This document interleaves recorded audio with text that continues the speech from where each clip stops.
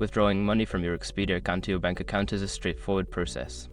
Follow these steps to ensure a smooth transaction. Step 1. Log into your Expedia account. Access your Expedia account by visiting the website or opening the app. Enter your login credentials to gain access to your account dashboard. Step 2. Navigate to your account settings. Once logged in, locate the account settings or profile section. This is typically found in the upper right corner of the screen. Click on it to access your account details. Step 3. Find payment or withdrawal options. In account settings, look for a section related to payments or withdrawals. This may be labeled as payment methods or withdraw funds. Click on this option to proceed. Step 4. Enter withdrawal details.